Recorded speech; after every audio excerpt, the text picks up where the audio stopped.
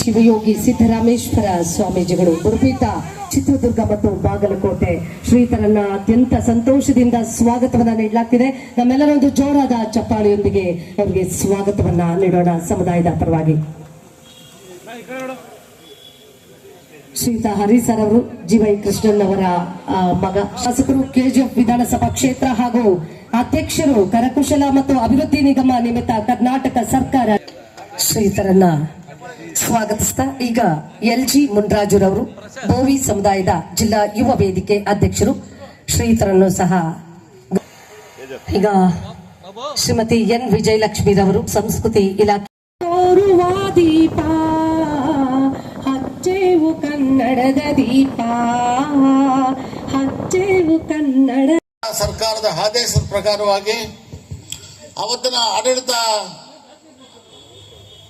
ಇಲ್ಲಿನ ತಾಲೂಕು ಆಡಳಿತ ಸಾಂಕೇತಿಕವಾಗಿ 16ರಲ್ಲಿ ಸಾಂಕೇತಿಕವಾಗಿ ಆಚರಣೆ ಮಾಡತಕ್ಕಂಥದ್ದು.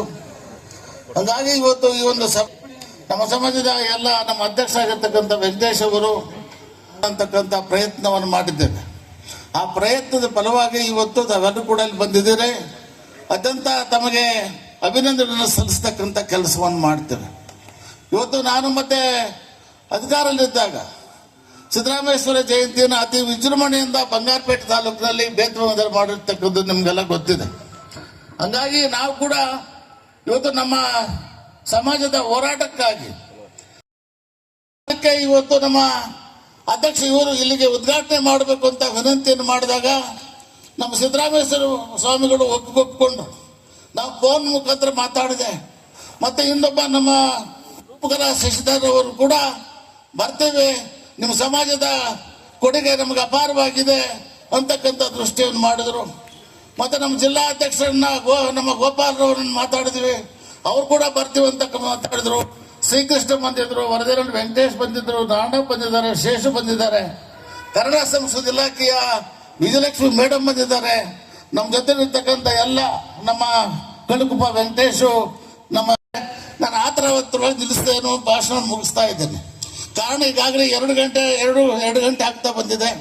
ತಾವು ಕೂಡ ಬೆಳಿಗ್ಗೆಯಿಂದ ಇವತ್ತು ಬೇತಮಂಗಲ ಮತ್ತು ಕ್ಯಾಸಂಬಳ್ಳಿಯಲ್ಲಿ ಮೆರವಣಿಗೆ ಮಾಡಿಕೊಂಡು ಇವತ್ತು ಪಾರಾಯಣಹಳ್ಳಿಯಿಂದ ಮೆರವಣಿಗೆ ಮಾಡ್ಕೊಂಡು ಬಂದು ಇವತ್ತು ಗಾಂಧಿ ಚೌಕದವರೆಗೂ ಕೂಡ ತಾವೆಲ್ಲ ಕೂಡ ಬಂದಿದೆ.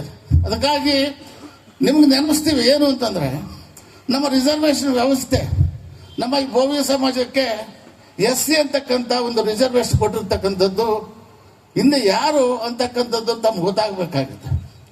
ಇವತ್ತು ನಿಮಗೆಲ್ಲ ಬರಬೇಕಾದ್ರೆ ನಮ್ಮದು ವಿವಿಧ ಆಂಧ್ರದಲ್ಲಿ ಬೇರೆ ರಾಜ್ಯಗಳಲ್ಲಿ ಇವತ್ತು BCA ಅಂತಕ್ಕಂಥದ್ದಿದೆ, ಏನು ಬ್ಯಾಕ್ವರ್ಡ್ ಕ್ಲಾಸ್ ಅಂತಕ್ಕಂಥದ್ದನ್ನು. ಆದರೆ ಕರ್ನಾಟಕದಲ್ಲಿ SC ಅಂತಕ್ಕಂಥ ಪಟ್ಟವನ್ನು ಕೊಟ್ಟಿರ್ತಕ್ಕಂಥದ್ದು ಹಿಂದಿನ ಚರಿತ್ರೆಯನ್ನು ನೆನಪು ಮಾಡಬೇಕಾಗ್ತದೆ. ಹಿಂದೆ ಜಯಚಾಮರಾಜ ಒಡೆಯರ್ ಮಹಾರಾಜರಿರ್ತಕ್ಕಂಥ ಸಂದರ್ಭದಲ್ಲಿ ಅವರು ನಮ್ಮ ಇವತ್ತು ಗನ್ನ ಮಾಡಿ ಕಟ್ಟಿ ಆದಮೇಲೆ ನಮ್ಮನ್ನು ಗುರುಸಿ ಡಿಪ್ರೆಸ್ ಕ್ಲಾಸ್ ಅಂತೇಳಿ ರಿಸರ್ವೇಷನ್ ಪದ್ಧತಿಯನ್ನು ಇಟ್ಕೊಂಡ್ರು. ತರುವಾಯ ಶ್ರೀಮತಿ ಇಂದಿರಾ ಗಾಂಧಿಯವರು ಪ್ರಧಾನ ಸಿದ್ದರಾಮೇಶ್ವರ ಜಯಂತಿ ಅವತ್ತು ಸಾಂಕೇತಿಕವಾಗಿ ಮಾಡಿ ನೆಕ್ಸ್ಟ್ ಹಬ್ಬ ಬರುತ್ತೆ ಅಂತ ಹೇಳ್ಬಿಟ್ಟು ಸುಮಾರು ಡೇಟ್ಗಳು ಚೇಂಜ್ ಮಾಡಿ ಇವತ್ತು ಮಾಡಿದ್ದೀವಿ. ಇದಕ್ಕೆ ನಮ್ಮ ಶ್ರೀ ಸಿದ್ದರಾಮೇಶ್ವರ ಸ್ವಾಮೀಜಿ ಮತ್ತು ನಮ್ಮ ಶಾಸಕರಾದ ರೂಪಕಾರವರು ಈ ಸಮಾರಂಭಕ್ಕೆ ಬಂದಿರೋದಕ್ಕೆ ತುಂಬ ಕಷ್ಟಪಟ್ಟು ಬಿಸಿಲಲ್ಲಿ ಪಾರಾಯಣಹಳ್ಳಿಯಿಂದ ಗಾಂಧಿ ಸರ್ಕಲ್ವರೆಗೂ ನಮ್ಮ ಜೊತೆಯಲ್ಲಿ ಒಂದು ಪ್ರೊಸೆಷನ್ ಮಾಡೋದಕ್ಕೆ ತುಂಬ ಧನ್ಯವಾದಗಳು. ತುಂಬ ಕೋಆಪರೇಷನ್ ಕೊಟ್ಟು ನಮಗೆ ನಿಜವಾಗ್ಲೂ ಹೇಳ್ಬೇಕಂದ್ರೆ ಅವರಿದ್ರೆ ನಾವಲ್ಲ, ಅವರಿದ್ರೆ ನಾವು. ನಮ್ಮಲ್ಲಿ ಒಗ್ಗಟ್ಟು ಇರಬೇಕು. ಯಾವುದೇ ಒಂದು ಕೆಲಸ ಮಾಡಬೇಕಾದ್ರೆ ಒಗ್ಗಟ್ಟಿರ್ಬೇಕು. ಆ ಒಗ್ಗಟ್ಟಿಲ್ಲ ಅಂದರೆ ಏನು ಮಾಡೋಕ್ಕಾಗಲ್ಲ. ಎಲ್ಲದಕ್ಕೂ ಒಂದು ರಾಜಕೀಯವಾಗಲಿ ಇನ್ನೊಂದು ಬೇರೆ ಯಾವುದೇ ಇದಕ್ಕಾಗಲಿ ಒಂದು ಒಗ್ಗಟ್ಟಿದ್ರೆ, ಇಲ್ಲಪ್ಪ ಅವರು ಇದ್ದಾರೆ, ಅವ್ರಿಗೂ ಏನಾದರೂ ಒಂದು ಸ್ಥಾನಮಾನ ಕೊಡಬೇಕು ಅಂತ ಹೇಳ್ಬಿಟ್ಟು ಎಲ್ಲರಿಗೂ ಒಂದು ಇದು ಬರುತ್ತೆ. ಸೊ ಅದರಿಂದ ಇವತ್ತು ನಮಗೋಸ್ಕರ ಅಲ್ಲ ನಾವು ಮಾಡ್ತಾ ಇರೋದು, ನಿಮಗೋಸ್ಕರ ಮಾಡ್ತಾ ಇದ್ದೀವಿ. ಅದಕ್ಕೋಸ್ಕರ ನೀವೆಲ್ಲ ದಯವಿಟ್ಟು ಒಂದು ಒಗ್ಗಟ್ಟಾಗಿ ಯಾವುದೇ ಒಂದು ಕಾರ್ಯಕ್ರಮ ಆದರೆ ಬಂದು ನಾವೆಲ್ಲ ಒಂದು ಒಗ್ಗಟ್ಟಾಗಿ ಸೇರಿಸ್ಕೊಂಡ್ರೆ ಅದಕ್ಕೆಲ್ಲ ನಮಗೆ ಯಾವುದೇ ಪ್ರತಿಫಲ ಎಲ್ಲದರಲ್ಲೂ ಪ್ರತಿಫಲ ಸಿಗ್ತದೆ. ಸೊ ಇವತ್ತು ನಾವೆಲ್ಲ ಹೇಳಬೇಕಾಗಿಲ್ಲ. ನಮ್ಮ ಮೇಡಮ್ ಅವರು ಸುಮಾರು ಜನಕ್ಕೆ, ನಾನೇ ಸುಮಾರು ಒಂದು 15 ಬೋರ್ ಹಾಕ್ಸ್ಕೊಟ್ಟಿದ್ದೀನಿ ನಮ್ಮ ಜನಾಂಗಕ್ಕೆ. ಒಂದು 15 ಫ್ರೀ ಲೋನ್ಗಳು, ಏನೋ ನೇರ ಸಾಲ, ಇವೆಲ್ಲ ನಾನೇ ಹಾಕ್ಕೊಟ್ಟಿದ್ದೀನಿ. ನಾವು ಏನೇ ಕೇಳಿದ್ರು ನಮ್ಮ ಮೇಡಮ್ ಅವರು ನಮಗೆ ಇಲ್ಲ ಅಂತಲ್ಲ. ಏನೇ ಬಂದ್ರು ನೋಡಿ, ಬಡವರು ಕೊಡಬೇಕು, ಹೆಣ್ಮಕ್ಳು ಕೊಡಬೇಕು ಅನ್ನೋ ಒಂದು ರೀತಿಯಲ್ಲಿ ನಿಜವಾಗ್ಲೂ ಹೇಳ್ತೀನಿ. ಆ ಅಮ್ಮನಿಗೆ ಹೆಣ್ಣು ಮಕ್ಳು ಅಂದ್ರೆ ಪ್ರೀತಿ. ನೋಡಿ, ಡಾಕ್ಟ್ರೇಟು ನಿಮ್ಮ ಹೆಣ್ಮಕ್ಳಿಗೋಸ್ಕರನೇ ಅವರು ರಿಸರ್ಚ್ ಮಾಡಿ ಡಾಕ್ಟ್ರೇಟ್ ಪದವಿ ಕೊಟ್ಟು ತಗೊಂಡಿದ್ದಾರೆ. ಅವ್ರಿಗೆ ಇವತ್ತು ನಿಜವಾಗ್ಲೂ ಜಾಸ್ತಿ ಹೊತ್ತು ಮಾತಾಡೋ ಇದಿಲ್ಲ, ಟೈಮ್ ಬೇರೆ ಆಗೋಗುತ್ತೆ. ಯಾವತ್ತೂ ನಮ್ಮ ಸಮುದಾಯಕ್ಕೆ ಅವರು ಬೆನ್ನೆಲುಬಾಗಿ ನಿಂತಿರ್ತಾರೆ ಅಂತ ಹೇಳ್ಬಿಟ್ಟು ಈ ಸಂದರ್ಭದಲ್ಲಿ ಹೇಳಕ್ ಇಷ್ಟಪಡ್ತೀನಿ. ನಮ್ಮ ಮಿತ್ರಗಾತರಿಗೂ ಮತ್ತೆ ನಮ್ಮ ಮಿತ್ರರಿಗೂ, ಪತ್ರಕರ್ತರಿಗೂ, ನಮ್ಮ ಪೊಲೀಸ್ ಡಿಪಾರ್ಟ್ಮೆಂಟ್ ತುಂಬಾ ನಮಗೆ ಕೋಆಪರೇಷನ್ ಕೊಟ್ಟಿದ್ದಾರೆ.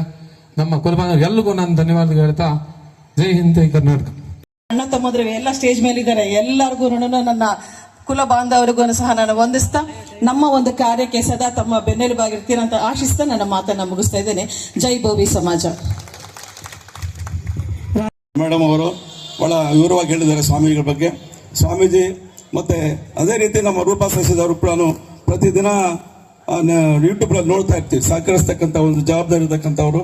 ಅದರಿಂದ ಏನು ಈಗಾಗಲೇ ಭೋವಿ ಸಮಾಜದವ್ರು ಮನವಿ ಮಾಡ್ಕೊಳ್ತೀನಿ, ನೀವು ಕಟ್ಟಿರೋ ನೀವು ಬಾವಿ ಕಟ್ಟಿರೋ ನೀವು, ಬಿಲ್ಡಿಂಗ್ ಕಟ್ಟಿರೋ ನೀವು, ಕೆರೆ ಕಟ್ಟಿರೋ ನೀವು, ಕನ್ನಂಬಾಳಿ ಕಟ್ಟಿರೋ ನೀವು, ನಾವು ಅಷ್ಟೊಂದು ಶಕ್ತಿ ಇರ್ತಕ್ಕಂಥವ್ರು. ನೋಡಿ, ಆಂಧ್ರದಲ್ಲಿ, ತೆಲಂಗಾಣದಲ್ಲಿ ಒಡ್ಡರ ಓಬಣ್ಣ ಅಂತ ಎಷ್ಟು ವಿಜೃಂಭಣೆಯಿಂದ ಮಾಡ್ತಾರೆ.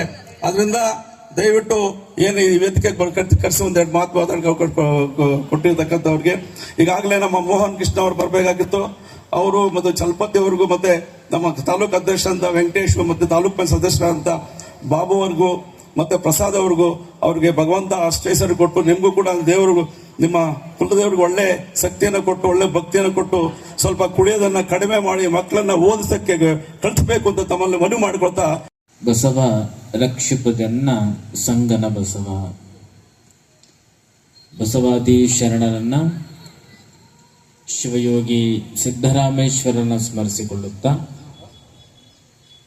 KGF ತಾಲೂಕಿನಲ್ಲಿ ಜರುಗುತ್ತಿರುವಂತಹ ಸಿದ್ದರಾಮೇಶ್ವರ ಜಯಂತ್ಯೋತ್ಸವದ ಅಧ್ಯಕ್ಷತೆಯನ್ನು ವಹಿಸಿಕೊಂಡಿರುವ ಈ ಭಾಗದ ನಿಮ್ಮೆಲ್ಲರ ನಾಡಿ ಮಿಡಿತವನ್ನ ಚೆನ್ನಾಗಿ ಅರ್ಥೈಸಿಕೊಂಡಿರುವಂತಹ ರೂಪಕಲಾ ಶಶಿಧರ್ ಅವರಲ್ಲಿ ಮೊದಲನೇದಾಗಿ ಇತ್ತೀಚೆಗೆ ಅವರಿಗೆ ಡಾಕ್ಟರೇಟ್ ಬಂತು. ಅವ್ರಿಗೊಂದ್ಸತಿ ಚಪ್ಪಾಳೆ ತಟ್ಟೋದ್ರ ಮೂಲಕ ಅಭಿನಂದನೆ ಕಳಿಸೋಣ. ಚಪ್ಪಾಳೆ ತಟ್ಟಿದ್ರೆ ಗೊತ್ತಾ, ಒಡೆಯರಿಗೂ ನಿಮಗೂ ಖುಷಿ ಆಗ್ಬೇಕು, ಚಪ್ಪಾಳೆ ತಟ್ಟಿಸ್ಕೊಂಡೆಂದ ಅವ್ರಿಗೂ ಖುಷಿ ಆಗ್ಬೇಕು. ಕೈ ಎತ್ತಿರಿ, ಎರಡು ಕೈ ಜೋರಾಗಿ ಚಪ್ಪಾಳೆ ತಟ್ಟಿ ನೋಡೋಣ, ಜೋರಾಗಿ. ನಿಮಗೂ ಖುಷಿ ಆಗ್ಬೇಕು, ಅವ್ರಿಗೂ ಖುಷಿ ಆಗ್ಬೇಕು, ಹೌದಲ್ಲ? ಈ ಸಂದರ್ಭದಲ್ಲಿ ಉಪಸ್ಥಿತರಿರುವಂತಹ ಹಿರಿಯ ರಾಜಕಾರಣಿಗಳು ತರದಂತೆ ಅಂತೇಳಿ ಆ ಶಾಲೆ ಬಹಿರ್ಮುಖವಾದಾಗ ಸಮಾಜ ಜಾಗೃತಿ ಮಾಡಲಿಕ್ಕೆ ಸಾಧ್ಯ. ಅದಕ್ಕೆ ಉದಾಹರಣೆ ಅಂದ್ರೆ ವಿಜಯಲಕ್ಷ್ಮಿ ತಾಯಿ ಎಷ್ಟು ಅದ್ಭುತವಾಗಿ ಮಾತಾಡ್ತು. ಬಹುಶಃ ನಾನು ಅವ್ರ ಮೈ ಹಿಡಿದಿದ್ದು ನೋಡಿರ್ಲಿಲ್ಲ, ಎಲ್ಲೋ ಅವರ ಕಾರ್ಯವಾಕ್ಯ ಕೇಳಿದ್ದೆ. ಇವತ್ತು ಬಹಳ ಚೆನ್ನಾಗಿ ಶಾಸಕರು ಚೆನ್ನಾಗಿ ಲಾಕ್ ಮಾಡಿದ್ರು, ನಿಮಗೂ ಚೆನ್ನಾಗಿ ಜಾಗೃತಿ ಮಾಡಿದ್ರು. ಈ ರೀತಿಯಾದಂತಹ ವಿಶೇಷವಾಗಿರುವಂತಹ ಆಲೋಚನೆ ಇರುವಂತಹ ತಾಯಿಯವರು ನಮ್ಮ ನಿಗಮದ DM ಆಗಿ ಕೆಲಸವನ್ನ ಮಾಡ್ತಾ ಇದ್ದಾರೆ. ಬಹಳಷ್ಟು ಜನ ವೇದಿಕೆ ಮೇಲೆ ಇದ್ದಾರೆ, ಕಡಿಮೆ ಹೆಸರು ಕೊಟ್ಟಿದ್ದಾರೆ. ವೇದಿಕೆ ಮೇಲೆ ಇರುವಂತಹ ಎಲ್ಲ ಮಹನೀಯರಲ್ಲಿ, ವೇದಿಕೆಯ ಮುಂಭಾಗದಲ್ಲಿರುವಂತಹ ಎಲ್ಲ ಸದ್ಭಕ್ತರಲ್ಲಿ, ಮಾಧ್ಯಮದವರಲ್ಲಿ ಶರಣಾರ್ಥಿಗಳು.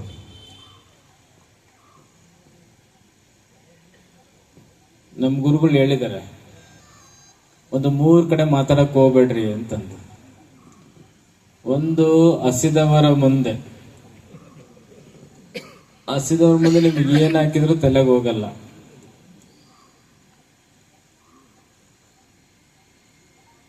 ಎರಡನೇದು, ಈ ಸಿನಿಮಾ ನಟ ನಟಿಯರು ಬಂದಿರ್ತಲ್ಲ ಮನೋರಂಜನೆ, ಅವ್ರು ಬಂದ ವೇದಿಕೆಯಲ್ಲಿ ಮಾತಾಡಕ್ಕೆ ಹೋಗ್ಬಾರ್ದು, ಮನೋರಂಜನೆಗೆ ಬಂದಿರುವಂತಹ ಆಡಿಯನ್ಸ್ ಮುಂದೆ. ಮೂರನೇದು, ಈ ಮದುವೆಗೆ ಬಂದರ ಮುಂದೆ ಮಾತಾಡಕ್ಕೆ ಹೋಗ್ಬಾರ್ದು. ಎಲ್ಲರ ಗೋಲ್ಡು, ರೋಲ್ ಗೋಲ್ಡು, ಸೀರೆ ಎಲ್ಲ ಬೆಲೆ ಅಲ್ಲೇ ಕಟ್ತಿರ್ತಾರೆ, ನಿಖರವಾದ ಬೆಲೆ ಹೇಳಿ ಅಂತೇಳಿ. ಈಗ ನಿಮ್ಗೆ ಹಸಿವಾಗಿದೆ, ಅಲ್ಲೊಂದಿಷ್ಟು ಜನ ಪಾಪ ನಿಮ್ಮ ತಡೆದು ಹಿಡ್ಕೊಂಡು ಕೂತಿದ್ದಾರೆ.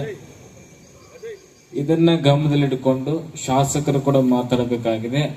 ಅದನ್ನು ಕೂಡ ಅವಲೋಕಿಸ್ತಾ ಬಹಳ ಸ್ಪಷ್ಟವಾಗಿ ನೇರವಾಗಿ ವಿಚಾರಕ್ಕೆ ಬರೋದಾದ್ರೆ,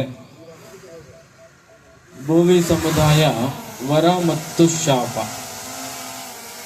ಬೋವಿ ಸಮುದಾಯಕ್ಕೆ ವರ ಅಂತಂತಂದ್ರೆ ಅದು ಸಿದ್ದರಾಮೇಶ್ವರರು ಅಂತೇಳಿ. ಯಾಕೆ? ಸಿದ್ದರಾಮೇಶ್ವರರ ವಚನಗಳನ್ನ ಅಧ್ಯಯನವನ್ನು ಮಾಡಿದಾಗ ಅರ್ಥ ಆಗುವಂತಹದ್ದು ಅವರೊಬ್ಬ ಸಮಾಜ ಸುಧಾರಕರು ಅಂತೇಳಿ, ಧಾರ್ಮಿಕ ಸುಧಾರಕರು, ಲೋಕ ಕಲ್ಯಾಣ ಆತ್ಮ ಕಲ್ಯಾಣವನ್ನು ಜೊತೆಗೆ ಹೇಗೆ ಸಾಗಿಸಬೇಕು ಎನ್ನುವಂತಹ ತಿಳುವಳಿಕೆ ಪ್ರಜ್ಞಾವಂತಿಕೆ ಇರುವಂತಹದ್ದು ಅಂತೇಳಿ. ಸಿದ್ದರಾಮೇಶ್ವರರು ಕ್ಷಾಮದ ನಾಡಿನಲ್ಲಿ ಜಲವನ್ನ ತಂದು, ಸಿದ್ದರಾಮೇಶ್ವರರು ಬಹಳ ವಿಡಂಬನಾತ್ಮಕವಾಗಿ ಸಮಾಜವನ್ನ ತಿದ್ದುವ ಕೆಲಸವನ್ನ ಮಾಡಿದಂತರು. ಅಭಿಮಾನ ಗರ್ವ ಹೆಚ್ಚಾಗುವಂಥದ್ದು ಅವರು ಬೋವಿ ಸಮುದಾಯದ ಕುಲ ತಿಲಕರು ಅನ್ನೋದಕ್ಕೋಸ್ಕರ ಅಂತ. ಇಂತಹ ಸಿದ್ದರಾಮೇಶ್ವರನಿಗೆ ವರ ಆದ್ರೆ, ಇಂತಹ ಸಿದ್ದರಾಮೇಶ್ವರರ ಅನುಯಾಯಿಗಳಾಗಿರುವಂತಹ ನಾವುಗಳು ಜಯಂತಿಗಳು ಅಂತಂದ್ರೆ ಕೇವಲ ಜಾತ್ರೆಗಳ ರೂಪದಲ್ಲಿ ಮಾಡುವಂತಹ ಸಮಯ. ಎಷ್ಟರ ಬಿಸಿಲಲ್ಲಿ ಕುಣಿದು ಕುಪ್ಪಳಿಸಿ ಮೆರವಣಿಗೆ ಮಾಡ್ಕೊಂಡ್ಬಂದು ಪ್ರಸಾದ ಸಮಯಕ್ಕೆ ಪ್ರಸಾದಕ್ಕೆ ಹೋಗ್ಬಿಡೋದು. ಜಯಂತಿಗಳು ಜಾತ್ರೆಗಳಲ್ಲ, ಜಯಂತಿಗಳು ಜಾಗೃತಿಯ ತಾಣಗಳು ಅಂತೇಳಿ. ಜಯಂತಿಗಳು ನಿಮಗೇನೋ ಒಂದು ಸಮಯ ವ್ಯರ್ಥವನ್ನ ಮಾಡುವಂತಹ ಹಬ್ಬ ಅಲ್ಲ. ನಿಮ್ಮ ಬರುವ ಸಮಯವನ್ನ ಅಮೂಲ್ಯವಾಗಿಸುವಂತಹ ಈ ಹಬ್ಬಗಳು ನಿಮ್ಮನ್ನ ಜಾಗೃತಿ ಮೂಡಿಸುವಂತಹದ್ದು. ವ್ಯರ್ಥ ಸಮಯ ಮಾಡದೆ ಅಮೂಲ್ಯ ಸಮಯವನ್ನ ನಿಮ್ಮ ಸಮಯವನ್ನಾಗಿ ಮಾಡೋದಕ್ಕೆ ಜಯಂತಿಗಳನ್ನ ಮಾಡುವಂತಹದ್ದು. ಈ ಹಿನ್ನೆಲೆಯಲ್ಲಿ ಸಿದ್ದರಾಮೇಶ್ವರರು ಒಂದು ಮಾತನ್ನು ಹೇಳ್ತಾರೆ, ಕಪಿಲ ಸಿದ್ಧ ಮಲ್ಲಿಕಾರ್ಜುನನ ಅರಿತವರು ಜ್ಞಾನದಲ್ಲಿ ಆರುವರಲ್ಲದೆ ಅಜ್ಞಾನದಲ್ಲಿ ಆರರು ನೋಡ. ನಾವೆಲ್ಲ ಜ್ಞಾನವಂತರಾಗಬೇಕು ಎನ್ನುವಂತಹದ್ದು. ಈ ಜ್ಞಾನವಂತರ ಆಗ್ಬೇಕು ಅನ್ನುವಂತ ಹಿನ್ನೆಲೆಯಲ್ಲೇ 3 ಕ್ರಾಂತಿಗಳನ್ನ ಈ ಸಮುದಾಯ ಮಾಡಬೇಕಾಗುತ್ತೆ. ಶೋಷಿತ ಸಮುದಾಯಗಳು, ದಲಿತ ಸಮುದಾಯಗಳು, ನಿಮ್ನಾತಿ ನಿಮ್ನ ವರ್ಗದ ಸಮುದಾಯಗಳು ಮುಖ್ಯವಾಹಿನಿಗೆ ಬರಬೇಕು ಅಂತಂತಂದ್ರೆ, ಸಮಾಜದಲ್ಲಿ ಗೌರವವನ್ನ ಸಂಪಾದನೆಯನ್ನ ಮಾಡಬೇಕು ಅಂತಂದ್ರೆ ಕ್ರಾಂತಿಕಾರಿಗಳಾಗಬೇಕು.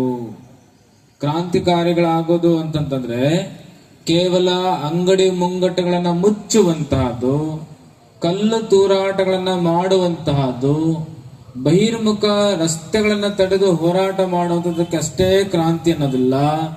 ಯಾವ ರಕ್ತಪಾತವಾಗದೆ, ಯಾರಿಗೂ ತೊಂದರೆ ಕೊಡದೆ ನಮ್ಮೊಳಗೆ ನಾವು ಆಗುವಂತಹ ಜಾಗೃತಿ ನಿಜವಾದ ಕ್ರಾಂತಿ. ಅಂತಹ ನಿಜವಾದ ಕ್ರಾಂತಿ ಯಾವುದರಿಂದ ಆಗ್ಲಿಕ್ಕೆ ಸಾಧ್ಯತೆ ಇದೆ ಅಂತಂದ್ರೆ, ಮೊದಲನೇದು ಅಕ್ಷರ ಕ್ರಾಂತಿ. ಬಾಬಾ ಸಾಹೇಬ್ ಅಂಬೇಡ್ಕರ್ ಹೇಳಿದ್ರು, ಶಿಕ್ಷಣಕ್ಕೆ ಆದ್ಯತೆಯನ್ನು ಕೊಡಿ. ನಾರಾಯಣ ಗುರುಗಳು ಏನ್ ಹೇಳಿದ್ರು, 18ನೇ ಶತಮಾನದಲ್ಲಿ ನಿಮಗೆ ಸ್ವಾತಂತ್ರ್ಯ ಬೇಕೆ, ಅದು ಮತ್ತೊಬ್ಬರಿಂದ ಹಸ್ತಾಂತರ ಆಗುವಂತದ್ದಲ್ಲ, ನಮ್ಮೊಳಗೆ ನಾವು ಕಂಡುಕೊಳ್ಳುವಂತಹದ್ದು. ಅರ್ಥಾತ್ ವಿದ್ಯೆಯಿಂದ ಸ್ವಾತಂತ್ರ್ಯರಾಗ್ರಿ.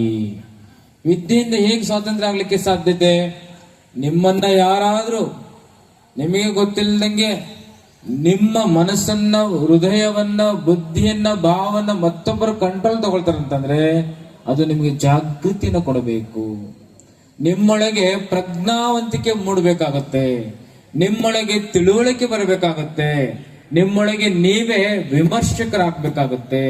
ಇದೆಲ್ಲ ಯಾವಾಗ ಬರ್ಲಿಕ್ಕೆ ಸಾಧ್ಯತೆ ಇದೆ ಅಂತಂದ್ರೆ ಅದು ಶಿಕ್ಷಣದಿಂದ ಮಾತ್ರ ಬರ್ಲಿಕ್ಕೆ ಸಾಧ್ಯತೆ ಇದೆ. ಈ ಹಿನ್ನೆಲೆಯಲ್ಲಿ ನೀವು ಗೊತ್ತಿರುತ್ತಲ್ಲ ಒಳಗಡೆ ಏನ್ ನಡೀತಿರ್ತದೆ ಡೆಲ್ಲಿಗೆ ಅಂತ. ನಮ್ಮ ಕರ್ನಾಟಕ ರಾಜ್ಯದಲ್ಲಿ ಗೊತ್ತಿರೋದಿಲ್ಲ. 1 ನೇಷನ್ 1 ಎಲೆಕ್ಷನ್ ಆಗ್ಬೋದು ಅಥವಾ ಡಿಲಿಮಿಟೇಷನ್ ಆಗ್ಬೋದು. ಇನ್ನೊಂದೆರಡು ಎಸ್ಸಿ ಕ್ಷೇತ್ರಗಳು ಜಾಸ್ತಿ ಆಯ್ತಂದ್ರೆ ರೂಪಮ್ಮನು MLA ಆಗಿರುತ್ತೆ, ನಮ್ಮವರು ಒಂದಿಬ್ರು MLA ಆಗ್ತಾರೆ. ಅಕ್ಕಿ ಮೇಲೆ ಆಸೆ, ನೆಂಟರ ಮೇಲೆ ಪ್ರೀತಿ. ಸಂದರ್ಭ ಹೆಂಗಂದ್ರೆ ಅಕ್ಕಿ ಮೇಲೆ ಆಸೆ, ನೆಂಟರ ಮೇಲೆ ಪ್ರೀತಿ. ಅಂತ ಸಂದರ್ಭದಲ್ಲಿ ನಾವು ಕೂಡ ಭವಿಷ್ಯದ ದಿನಮಾನಗಳಲ್ಲಿ ಯಾರಾದ್ರೂ ಚಲಪತಿಯರ ಆಗ್ಲಿ, ಮೋಹನ್ ಕೃಷ್ಣರಾಗ್ಲಿ, ನಾರಾಯಣ ಸ್ವಾಮಿಯರ ಆಗ್ಲಿ, ನಮ್ಮ ಸಿ.ವಿ. ಗೋಪಾಲ್ ಆದ್ರೂ ಆಗ್ಲಿ, ಮತ್ತಾರಾಗ್ಲಿ, ಬರುವ ದಿನಮಾನಗಳಲ್ಲಿ ಅವ್ರ MLAಗಳಾಗಬೇಕು. MLAಗಳಾಗಬೇಕು ಅಂತಂದ್ರೆ ನಿಮಗೆ ಒಂದು ಸೂಕ್ಷ್ಮವಾಗಿ ಹೇಳ್ತೇನೆ, ಬಹಳ ಮುಕ್ತವಾಗಿ ಮನಸ್ಸು ಬಿಚ್ಚಿ ನಾನು ಮಾತು ಹೇಳ್ತೇನೆ. ಬಹುಶಃ ಮುನಿಯಪ್ಪರು ಮೊದಲನೇ ಬಾರಿ ಸೋತದಕ್ಕೆ ನಾವು ಕಾರಣ ಒಂದು ರೀತಿಯಲ್ಲಿ. ಏನಪ್ಪಾ LG, ಒಂದು ರೀತಿಯಲ್ಲಿ ನಾವು ಕಾರಣ. ಪಾಪ ಮೊದಲನೇ ಸತಿ ಅವ್ರು ಸೋಲೋದಕ್ಕೆ. ಸದಾಶಿವ ಆಯೋಗದ ವಿಚಾರದಲ್ಲಿ ನಾವು ಸ್ಪಷ್ಟವಾಗಿದ್ವಿ. ಈ ಸಮುದಾಯಕ್ಕೆ ಮಾರಕವಾಗಿದ್ದನ್ನ ನಾವು ಒಪ್ಕೊಳಕ್ಕಾಗಲ್ಲ ಅಂತೇಳಿ ಅವತ್ತು ಮುಂಚೂಣಿ ನಾಯಕತ್ವನ ಮುನಿಯಪ್ಪರು ವಹಿಸ್ಕೊಂಡಿದ್ರು. ಅವರು ಸೋತಿದ್ರು ಕಾರಣಾಂತರಗಳಿಂದ, ಬೇರೆ ಬೇರೆ ಕಾರಣಗಳಿದ್ದಿರಬಹುದು. ನಾವೊಂದು ಪಾತ್ರ ವಹಿಸ್ಬಿಟ್ಟಿದ್ವಿ. ಅವಾಗ ಸೋತಿದ್ರು. ನಮಗೆ ಪ್ರಧಾನಿ 2ನೇ ಬಾರಿ ಪ್ರಮಾಣ ವಚನ ಸ್ವೀಕರಿಸಬೇಕಾದ್ರೆ ಆಮಂತ್ರಣ ಬಂದಿತ್ತು. ಕರ್ನಾಟಕದ 4-5 ಜನ ಸ್ವಾಮೀಜಿಗಳಿಗೆ ಆಮಂತ್ರಣ ಸಂದರ್ಭದಲ್ಲಿ ನನಗೂ ಮಾಧವರಾಜ ಚೆನ್ನೈ ಸ್ವಾಮಿಗಳಿಗೆ ಎಲ್ಲ ಜೊತೆಗೆ ಬಂದಿತ್ತು. ಸಂದರ್ಭ ಡೆಲ್ಲಿಗೆ ಹೋಗಿ ಎಲ್ಲಿ ಉಳಿಬೇಕು ಅಂತಂದ್ರೆ ಮುನಿಯಪ್ಪರ ಮನೆಗೆ ಉಳಿದಿದ್ವಿ. ಮನುಷ್ಯ ಎಷ್ಟು ದೊಡ್ಡವನವರು ಅಂತಂತಂದ್ರೆ ಅವರು ಗುರುಗಳಿಗೆ ಎಷ್ಟು ಪ್ರೀತಿಯಿಂದ ನೋಡ್ಕೊಂಡಿದ್ರು, ಅದಕ್ಕಿಂತ 10 ಪಟ್ಟು ಪ್ರೀತಿಯಿಂದ ನಾವು ನೋಡ್ಕೊಂಡಿದ್ರು. ಸೋಲಿಸ್ಲಿಕ್ಕೆ ನಾವು ಕಾರಣ ಅಂತ ಅವ್ರಿಗೆ ಗೊತ್ತು. ಆದ್ರೂ ಬಹಳ ಭಕ್ತಿ, ಪ್ರೀತಿ, ಪೂಜೆ, ಪುನಸ್ಕಾರ ಎಲ್ಲ ಇದ್ಕೊಂಡು ಅವತ್ತೊಂದ್ಸತಿ ಮಾತಾಡಿದ್ರು. ಸ್ವಾಮೀಜಿ, ಸದಾಶಿವ ಆಯೋಗದ ವಿಚಾರದಲ್ಲಿ ಏನೋ ಸ್ವಲ್ಪ ಗೊಂದಲ ಇದ್ದಂಗಿದೆ, ನಾನು ನಿಮ್ಮ ಜೊತೆಗೂಡಿ ಒಂದ್ಸತಿ ಮಾತಾಡ್ತೀನಿ ಅಂತೇಳಿ ಒಂದ್ಸತಿ ಮಠಕ್ಕೆ ಬಂದು ಮಾತಾಡಿದ್ರು. ಒಮ್ಮೆ ಮಠಕ್ಕೆ ಬಂದು ಚಿತ್ರದುರ್ಗ ಮಹಾರಾಜನ ಸ್ವಾಮೀಜಿ ಮಠಕ್ಕೆ ಯಾವಾಗಾರ ಬಂದ್ರೆ ಪ್ರತಿ ಬಾರಿನೂ ಈಗ ನಮ್ಮ ಮಠಕ್ಕೆ ಬರ್ತಾರೆ ಅವ್ರು. ಅಂದ್ರೆ ಒಂದಿಷ್ಟು ಹೃದಯ ಒಂದು ಸ್ವಾಮೀಜಿಗಳ ವೇದಿಕೆಯನ್ನ ಹಂಚ್ಕೊಂಡಿರೋದು ಬಹಳ ಕಡಿಮೆ. ನಾನು ವೇದಿಕೆಗಳನ್ನ ಹಂಚ್ಕೊಳ್ಳುವಂಥದ್ದು ಕಾಲ ತುಂಬಾ ಕಡಿಮೆ ಸಮಯ ವೇದಿಕೆಗಳನ್ನ ಹಂಚ್ಕೋತೀನಿ. ಆದರೂ ಕೂಡ ಎಷ್ಟೊಂದು ವಿಚಾರಗಳು ಪ್ರಸ್ತುತ ಸನ್ನಿವೇಶಕ್ಕೆ ತಿಳಿದು ಹೇಗೆ ಒಂದು ಮಕ್ಕಳನ್ನ ತಿದ್ದಲಿಕ್ಕೆ ಒಂದು ತಾಯಿಯ ಪ್ರಯತ್ನ ಇರುತ್ತೆ, ಅದೇ ರೀತಿ ನೀವು ಅವರ ಭಾವನೆಗಳನ್ನ ಅರ್ಥ ತಿಳಿಸುವಂತ ವಿಚಾರದಲ್ಲಿ ಬಹಳ ವಿಚಾರವಂತಿಕೆಯಿಂದ ನೀವು ಇವತ್ತು ಮನತಟ್ಟು ಮಾಡಿಸುವಂತ ಎಷ್ಟೊಂದು ವಿಚಾರಗಳನ್ನ ಹೇಳ್ತಿದ್ದೀರಾ. ಅರ್ಥಪೂರ್ಣವಾಗೂ ಇದೆ. ಎಲ್ಲಾ ವಿಚಾರಗಳನ್ನು ಅವರಿಗೆ ತಿಳಿಸುವ ವೇದಿಕೆ ಆಗ್ಬೇಕು. ಯಾವುದೇ ಜಯಂತ್ಯೋತ್ಸವ ಕಾರ್ಯಕ್ರಮಗಳು ವಿಜೃಂಭಣೆಯಾಗಿರಬಾರ್ದು, ವೈಭವ ಆಗಿದೆ ಅನ್ನೋದಕ್ಕಿಂತ ಅದು ಜಾಗೃತಿಯ ವೇದಿಕೆಗಳಾಗಬೇಕು ಅನ್ನುವಂಥ ಮುಂಭಾಗದಲ್ಲಿರುವಂತ ಗಣ್ಯರು, ಯುವಕರು ವಿಶೇಷವಾಗಿ ಏನು ಸಾವಿರಾರು ವರ್ಷಗಳಿಂದ ಏನು ಚರಿತ್ರೆ ಇದೆ ಅಂತಂದ್ರೆ ಗಂಗೆಯ ಪವಿತ್ರತೆಯ ಬಗ್ಗೆ ಮಾತಾಡ್ತಾ ಇದ್ರು. ಅರ್ಥ ಮಾಡ್ಕೋಬೇಕು. ಎಲ್ಲೆಲ್ಲಿ ನೀರಿರಲ್ಲ, ಬರಗಾಲದಲ್ಲಿ ತತ್ತರಿಸುವಂತವರಿಗೆ ನಮಗೆ ಗೊತ್ತಾಗ್ಬೇಕು ಬಾವಿಯ ಮಹತ್ವ, ಕೆರೆ ಕಟ್ಟೆ ಅಣೆಕಟ್ಟೆಗಳ ಮಹತ್ವ ನಮಗೇನೆ ಅದರ ಪರಿಚಯ ಆಗ್ಬೇಕಾಗಿದೆ. ಅಂತ ಬರಗಾಲದಲ್ಲಿ ನಾವು ರೈತರಾಗಿದ್ದೀವೋ, ಗುಡಿ ಕಟ್ತೀವೋ, ದೇವಾಲಯ ಕಟ್ತೀವೋ, ಕೆರೆ ಅಣೆಕಟ್ಟು ಕಟ್ತೀವೋ, ಬಾವಿಗಳನ್ನ ತೋಡಿ ನೀರನ್ನ ಕೊಡ್ತೀವೋ, ಪರಿಶ್ರಮದ ಹಿಂದೆ ಒಂದು ಏನ್ ಕಾಣುತ್ತೆ? ಪರಿಶ್ರಮದ ಹಿಂದೆ ಯಶಸ್ಸನ್ನ ತೋರಿಸ್ತಾ ಇದೆ. ಯಾವತ್ತು ಬಾವಿ ಆಗದಾಗ ನೀರ್ ಸಿಗದೆ ಆದ್ರೆ ನಾವು ನೋವು ತಿಂತೀವಿ, ಯಾರು ಬಾವಿ ಅಗಿಸ್ತಾ ಇರ್ತಾರೋ ಅವರು ನೋವು ತಿಂತಾರೆ. ಅದೇ ಬಾವಿ ಅಗಿಸಿ ನೀರ್ ಸಿಕ್ಕಾಗ ನಮಗೆ ಕೆಲಸದ ಏನೇ ಪರಿಶ್ರಮ ಆಗಿದ್ರು ಅದು ನಮಗ್ ಮೈ ನೋವು ಎಷ್ಟೇ ಕೊಟ್ಟಿದ್ರು, ಆದ್ರೆ ನೀರ್ ಸಿಕ್ಕಿದೆ ಅನ್ನುವಂತ ತೃಪ್ತಿ, ಸಮಾಧಾನ ಕೆಲಸ ಮಾಡೋರ್ಗಿದ್ದಾಗ ಕೆಲಸ ತಗೊಂಡಿರೋರ್ಗೂ ನಿಮ್ ಬಗ್ಗೆ ಗೌರವ, ಶ್ರದ್ಧೆ, ಇವ್ರು ಬಾವಿ ತೋಡಿದಿಕ್ಕೆ ನಮಗ್ ನೀರ್ ಸಿಕ್ಕಿದ್ದು ಅನ್ನುವಂತ ಅಭಿಮಾನ ಯಾವ ಕಾಲದವರೆಗೂ ಇರುತ್ತೆ ಅಂದ್ರೆ ಕನ್ನಂಬಾಡಿ ಅಣೆಕಟ್ಟೆ ಇವತ್ತು ಸಾಕ್ಷಿ ಆಗಿದೆ ನಿಮ್ಗೆಲ್ಲರಿಗೂ ಅಂತ ಹೇಳ್ತಾ, ಯಾವತ್ತೂ ಭವಿಷ್ಯ ಇರುತ್ತೆ, ವಿದ್ಯಾವಂತರಿಗೆ ಭವಿಷ್ಯ ಇರುತ್ತೆ. ಕ್ರಾಂತಿ ಅಲ್ಲಿ ಆಗ್ಬೇಕು ಅಂದ್ರೆ ನಾವು ಭವಿಷ್ಯದ ಮಕ್ಕಳನ್ನ ಒಳ್ಳೆ ವಿದ್ಯಾಭ್ಯಾಸ ಮಾಡಿಸುವಂತದ್ದಾಗ ಆ ಪರಿಶ್ರಮದಲ್ಲಿ ನಮ್ಮ ಒಗ್ಗಟ್ಟಿರಬೇಕು. ಆಮೇಲೆ ಯಾವತ್ತೂ ಕೂಡ ಮಕ್ಕಳಿಗೆ ಅಂದ್ರೆ ಮುಂದಿನ ಮಕ್ಕಳಿಗೆ ಭವಿಷ್ಯ ಕೊಡ್ಬೇಕಂದ್ರೆ ಒಂದು ಸಂಘಟನೆಯಲ್ಲಿ ವಿಚಾರವಂತಿಯ ವೇದಿಕೆ ಆಗ್ಬೇಕಾಗತ್ತೆ. ಬಹಳ ಜನ ಸೇವೆ ಮಾಡುವಂಥವ್ರು, ಸಹಾಯ ಮಾಡುವಂಥವ್ರು ಎಲ್ಲ ವಿಚಾರಗಳ ಕಷ್ಟಗಳು ಅಂತ ಅಂದಾಗ ಮನಸ್ಸನ್ನ ವಿಶಾಲವಾಗಿ ಇಟ್ಕೊಂಡು ಆ ಕಾರ್ಯಕ್ರಮಗಳನ್ನ ಮಾಡ್ತಾ ಇಂಥ ಒಂದು ಜಾಗೃತಿ ವೇದಿಕೆಗೆ ಕಾರಣಕರ್ತರಾಗಿರುವಂತ ಎಲ್ಲ ಹಿರಿಯ ಮುಖಂಡರು, ನನ್ನ ಇಲ್ಲಿ ಇಡೀ ಜಿಲ್ಲೆಯ ನಾಯಕರು ಇವತ್ತು ವೇದಿಕೆಯನ್ನ ಅಲಂಕರಿಸಿದ್ದೀರಾ. ನಿಮಗೆ ಆದದಂತ ಪರಿಶ್ರಮ ಇದೆ, ನಿಮಗೆ ಆದದಂತ ಕೊಡುಗೆ ಇದೆ. ಅದರಲ್ಲಿ ಒಂದು ವೇದಿಕೆಯನ್ನ ಹಂಚಿಕೊಂಡು ಇಷ್ಟು ಜನನ್ನ ಅಭಿಮಾನದಿಂದ ಒಂದು ಈ ಕಾರ್ಯಕ್ರಮನ ಆ ವೇದಿಕೆಗೆ ಸಾಕ್ಷಿ ಆಗುವಂಗೆ ಮಾಡಿದೀರಾ ಅಂತಂದಾಗ ನಿಮ್ಮಲ್ಲೂ ಶಕ್ತಿ ಇದೆ, ಶ್ರದ್ಧೆ ಇದೆ. ಅದು ಬರುವಂತ ಭವಿಷ್ಯಗಳಲ್ಲಿ ಯಾರಿಗೆ ನಾವು ಸಾಕ್ಷಿ ಆಗ್ಬೇಕಂದ್ರೆ ಸಂಘಟನೆಯ ಲಕ್ಷಣಗಳು ಪ್ರತಿಯೊಬ್ಬರಿಗೂ ಕೂಡ ಒಂದು ವೇದಿಕೆ ಜಾಗೃತಿಯ ವೇದಿಕೆಯನ್ನ ಮಾಡ್ಲಿಕ್ಕೆ ಇವತ್ತು ವೇದಿಕೆ ಮೇಲ್ಭಾಗದಲ್ಲಿ ಎಷ್ಟು ಜನ ಕಾರಣಕರ್ತರಿದಾರೋ ವೇದಿಕೆ ಮುಂಭಾಗದಲ್ಲೂ ಇದ್ದಾರೆ. ಯುವಕರಿಗೆ ಚರಿತ್ರೆಯನ್ನ ಓದ್ಬೇಕು ಅನ್ನುವಂತ ಗುಣಗಳನ್ನ ನಾವು ಬೆಳೆಸ್ಕೋಬೇಕು. ಬಸವಾದಿ ಶರಣರು ಮಾತ್ರ ಸಮಾಜ ನಿರ್ವಹಣೆ ಮಾಡ್ತಾರೆ. ಅವರ ದಾರಿಯಲ್ಲಿ ನಡೆದಿದ್ದಾರೆ. ಹಿಂದೆ ಅವರಿಗಿಂತ ಮೊದಲಾಗಿ ನಡೆದಿರುವಂತದ್ದು ಇವತ್ತು ನಾವು ನೋಡ್ತಾ ಇದ್ದೀವಿ. ಅಂದ್ರೆ ಬಸವಾದಿ ಶರಣರ ಒಂದು ಕಾಯಕಲ್ಪ, ಅಂದ್ರೆ ಕಾಯಕವೇ ಕೈಲಾಸ, ಕಾಯಕನೇ ದೇವರು, ಕಾಯಕನ ನಾವು ನಂಬಿ ನಡೆದಿರುವಂತವ್ರು ಅಂತಂದ್ಬಿಟ್ಟು ಅವರು ಚರಿತ್ರೆನ ಹೇಳ್ತಾ ಇದ್ದಾರೆ. ಪೂರ್ವದಲ್ಲಿ ಚರಿತ್ರೆನ ಸೃಷ್ಟಿ ಮಾಡಿರುವಂತವ್ರು ಕಾಯಕ ಅಂದ್ರೆ ಕೆಲಸನ ನಂಬಿ ಜೀವನನ ನಡೆಸಿದ್ದಾರೆ ಅನ್ನುವಂತ ಸತ್ಯ ಸಂದೇಶವನ್ನ ಕೊಡ್ತಾ ಇದ್ದಾರೆ. ಅವರ ಎಲ್ಲ ಮಾತುಗಳಲ್ಲೂ ಹಿತವಚನಗಳಲ್ಲೂ ಬಹಳ ಅರ್ಥಪೂರ್ಣವಾಗಿರುವಂತ ಸಂದೇಶ ಇದೆ. ರಾಜಕೀಯವಾಗಿ ಏನೇ ಮಾತಾಡಿದ್ರು ಅವರ ವೈಯಕ್ತಿಕ, ಅವರ ವ್ಯಕ್ತಿ ಸ್ವಾತಂತ್ರ್ಯ ಅಂತ ಹೇಳ್ತೀನಿ.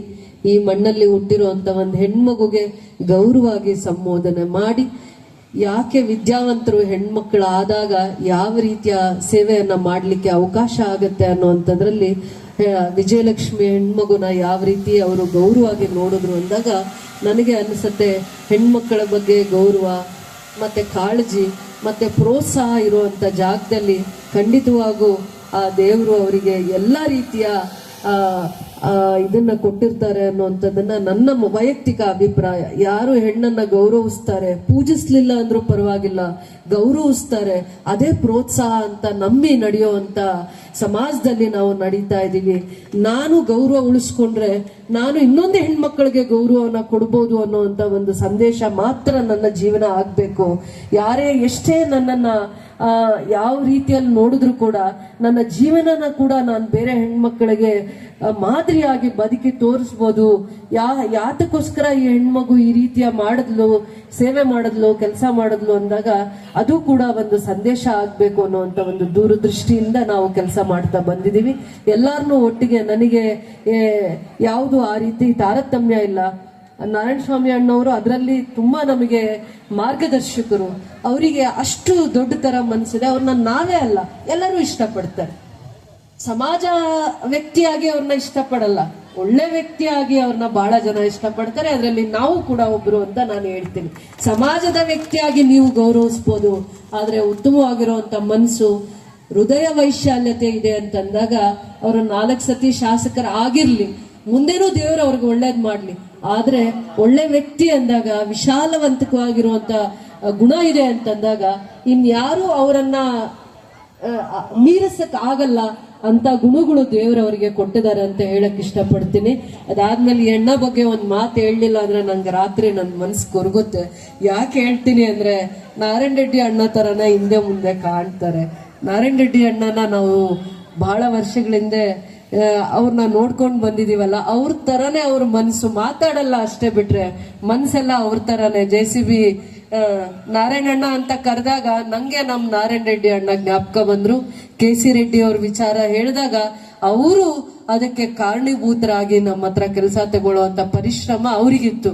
ಅವ್ರು ಆ ರೀತಿ ಕೆಲಸ ತಗೋತಾ ಇದ್ರು. ಇವತ್ತು ನೀವೇನೆಲ್ಲ ಏನೇನ್ ವಿಚಾರ ಹೇಳಿದ್ರಿ ಆ ರೀತಿ. ಅದಾದ್ಮೇಲೆ ನಿಮ್ಮ ಅನಿಸಿಕೆಗಳು, ಬೇಡಿಕೆಗಳು ಏನೇ ಇದ್ರು ಕೂಡ ನಾನು ನಿಮ್ಮ ಒಡನಾಟದಲ್ಲಿ ಗುರುತಿಸ್ಕೊಂಡು ಏನು ಮುಂದೆ ವಿದ್ಯಾರ್ಥಿಗಳಿಗೆ ಶೈಕ್ಷಣಿಕವಾಗಿ ಸ್ವಾವಲಂಬಿಯಾಗಿ ಬದುಕಲಿಕ್ಕೆ ಯಾವ ಸೇವೆ ಮಾಡಬೇಕು ಅನ್ನೋಂಥ ವಿಚಾರ ನಿಮ್ಮ ಮನಸ್ಸಲ್ಲಿ ಬರುತ್ತೆ, ಅದಕ್ಕೆ ಗಟ್ಟಿ ಧ್ವನಿಯಾಗಿ ನಾನು ಸೇವೆ ಮಾಡ್ತೀನಿ ಅಂತ ಹೇಳ್ತಾ, ಅನ್ಯತಾ ಭಾವಿಸ್ತೆ ಕಾಲಾವಕಾಶ ಜಾಸ್ತಿ ತಗೊಂಡಿದೀವಿ, ಇವತ್ತು ಮಾತಾಡೋ ವೇದಿಕೆ ಆಗ್ಬಾರ್ದು ಅಂತಂದ್ಬಿಟ್ಟು ನಿಮ್ಮ ಎಲ್ಲ ಹಿತವಚನಗಳು ನನ್ನ ಇಡೀ ಕ್ಷೇತ್ರಕ್ಕೆ KGF ಬಂಗಾರದ ಭೂಮಿ ಇದು, ಈ ಕ್ಷೇತ್ರಕ್ಕೆ ಮಾದರಿ ಆಗ್ಲಿ ಅಂತ ಹೇಳ್ತಾ ನಿಮಗಿರುವಂತ ತಾಳ್ಮೆ, ನಿಮಗಿರುವಂತ ವಿಚಾರವಂತಿಕೆಗಳು ಮುಂದೆ ಬರುವಂತ ಭವಿಷ್ಯದಲ್ಲಿ ನಾವು ಮೈಗೂಡಿಸ್ಕೊಳ್ಳಿಕ್ಕೆ ಅವಕಾಶ ಆಗಿದೆ.